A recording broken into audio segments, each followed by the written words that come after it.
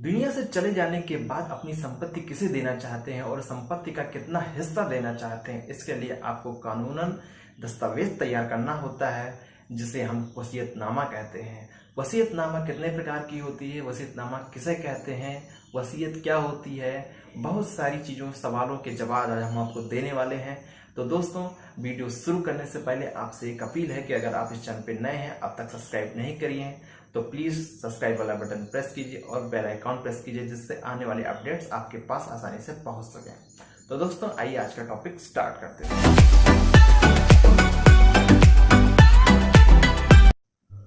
तो दोस्तों, बात आती है वसीयत क्या होती है। तो वसीयत एक ऐसा कानूनन दस्तावेज होता है जिसमें एक या एक से अधिक व्यक्तियों का नाम लिखा होता है।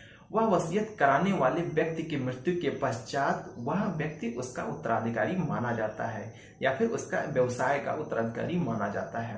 अब इसमें कहा जाता है कि यदि वसीयतनामा कराया जाता है, जिंदा रहते हुए वह व्यक्ति अपनी वसीयत जिसके नाम कर देता है, उसकी संपत्ति पूरी उस व्यक्ति के नाम में मानी जाती है। एक इम्पॉर्टेंट बात इसमें यह है कि व्यक्ति अगर जिंदा रहता है तो उसको कई बार, जितनी बार चाहे वह उतनी बार उसको बदलवा सकता है। लेकिन हाँ, मरने से पूर्व अगर जो वसीयत वो करके जाता है, जो बदलाव उसमें होता है, वह वसीयत सर्वमान्य होती है। उसके बाद उसमें कोई भी बदलाव नहीं किया जा सकता है और जिस व्यक्ति के नाम में वह वसीयत की गई है उसका वो पूर्णतः उत्तराधिकारी कानूनन माना जाएगा। दोस्तों, अब बात आती है कि वसीयत कराना जरूरी है कि नहीं। तो वसीयत कराना बहुत ही इंपॉर्टेंट है, बहुत ही महत्वपूर्ण माना जाता है, क्योंकि व्यक्ति के मरने के पश्चात उस व्यक्ति की संपत्ति का सबूत होता है कि वह व्यक्ति उस संपत्ति को किसके नामे करता है। इसमें उसके बाद चले जाने के बाद में उसके संतानों में झगड़ा होने की जो संभावना रहती है वो नहीं के बराबर हो जाती है। इसमें आसानी से बंटवारा हो जाता है और उसकी संपत्तियों का कितना कितना हिस्सा किसको मिलना चाहिए, उसमें पूर्णतः बंटवारा कानूनन हो जाता है। लेकिन सबसे बड़ी बात निकल के इसमें यह आती है कि अगर वह व्यक्ति मरने के पूर्व एक ऐसी वसीयत तैयार करता है जिसमें वह अपनी संतानों को अपनी संपत्ति का हिस्सा न देते हुए किसी अन्य व्यक्ति के नाम में अपनी संपत्ति करता है, यह बात सबसे महत्वपूर्ण होती है। तब वसीयत की एक इम्पॉर्टेंट सबसे ज्यादा होती है। तो दोस्तों, अगर बात आती है कि वसीयत कितने प्रकार की होती है, तो वसीयत पूर्णतः 2 प्रकार की होती है। ज्यादातर जानकारों के हिसाब से वसीयतनामा या फिर वसीयत की जानकारी बहुत लोगों को नहीं होती है, लेकिन अगर हम उसके अधिनियम की बात करें तो उसमें पूर्णतः 2 तरीके से वसीयत के प्रकारों का वर्णन किया गया है। इसमें बताया गया है कि पहली वसीयत होती है विशेषाधिकार युक्त और दूसरी होती है विशेषाधिकार रहित। तो विशेषाधिकार युक्त में आते हैं कि इसमें वह व्यक्ति वसीयत अपने नामे या फिर वसीयत का एक अपने संपत्ति का किसी व्यक्ति के नामे करता है, जो व्यक्ति या फिर सैनिक हो या फिर युद्ध क्षेत्र में जाने वाला हो या फिर किसी ऐसी जगह जाने वाला हो जहां उसकी लौटने की संभावना ना के बराबर होती है या फिर बहुत ही कम होती है। यह एक शॉर्ट नोटिस की तरह होती है। इसमें बताया जाता है कि अगर सैनिक लड़ने युद्ध गया है तो वहां उसके लौटने के चांसेस बहुत कम होते हैं, जहां तक माना जाता है। तो इस प्रकार वह विशेषाधिकार युक्त वसीयत का उपयोग करता है तथा वह संपत्ति का वसीयत बना देता है। और दूसरी बात आती है विशेषाधिकार रहित। यह होती है एक औपचारिकता पूर्ण होती है। जैसे व्यक्ति अपने मरने के बाद में अपनी संपत्ति का हिस्सा छोड़ जाता है तो वह उसमें लड़ाई झगड़े होने की संभावना को खत्म करना चाहता है और वह सीधे सीधे उस व्यक्ति को अपना उत्तराधिकारी बनाना चाहता है, वो उसको दे देता है।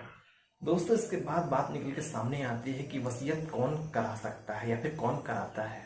तो वह व्यक्ति जिसके नाम में कोई संपत्ति हो या जिसका वो उत्तराधिकारी माना जाता है, जिसके नाम में कई सारी संपत्तियां हैं, अगर वह स्वस्थ है और दिमागी रूप से दुरुस्त है तो वह वसीयत तैयार कर सकता है। और ऐसे व्यक्ति जो मंदबुद्धि हों या फिर अंधे हों, बहरे हों, लेकिन उनको इस कानून की जानकारी हो कि वसीयत का होता क्या है, इसके बाद में क्या इसकी वैल्यू होगी, तो वही व्यक्ति वसीयत कर सकता है। दोस्तों, सबसे महत्वपूर्ण क्वेश्चन एक प्रश्न आता है कि वसीयत का पंजीकरण होना चाहिए या नहीं होना चाहिए। तो इसमें संदेहों से बचने के लिए अगर आप वसीयत का पंजीकरण कराना चाहते हैं तो अपने जिले के सब रजिस्ट्रार ऑफिस में जाइए और एक सादे कागज पे एक वसीयत तैयार करिए। तब वहां पे जाकर सब रजिस्ट्रार से एक रजिस्टर्ड करवा लीजिए। उसमें जो भी डॉक्यूमेंट लगते हैं आपको देना पड़ेगा और वहां पे वसीयत जाके आप रजिस्टर करवा सकते हैं। इसमें संदेहों का कोई भी ऑप्शन नहीं रहता है और इसमें बताया जाता है कि आपकी मृत्यु के पश्चात अगर आपकी संपत्ति का रजिस्टर्ड होना चाहिए, अगर होता है तो वह उसके बाद में आपके पुत्रों या फिर आपके जो आने वाले उत्तराधिकारी हैं उनमें किसी तरह का मतभेद नहीं उत्पन्न होता है और यह पूर्णतया मान्य होती है। तो दोस्तों सबसे बाद में बात आती है कि इसमें अगर व्यक्ति मरने से पूर्व जो संपत्ति या का फिर वसीयत तैयार करता है वह सब मान्य होती है। लेकिन हाँ, इसमें मेन बात निकल के ये सामने आती है, क्या संपत्ति या फिर वसीयत का विखंडन हो सकता है? तो हाँ, वसीयत का विखंडन हो सकता है, लेकिन कब? जब वह व्यक्ति वसीयत बनाने के बाद अगर वह विवाह करता है तो वह वसीयत विखंडन हो जाती है और इसके बाद वह विवाह जिस औरत से करता है, जिस लड़की से, उसके नामे होती है तथा उसके पूर्व में किए गए विवाह के से उत्पन्न पुत्र और पुत्रियों के नाम भी वसीयत का हिस्सा चला जाता है। इस प्रकार से यह विखंडित हो जाती है। तो दोस्तों आज की जानकारी आपको कैसी लगी कमेंट बॉक्स में जरूर बताइएगा और ढेर सारे अपडेट्स के लिए चैनल को सब्सक्राइब करिए, लाइक करिए और ज़्यादा से ज़्यादा शेयर कीजिए। तब तक के लिए नमस्कार।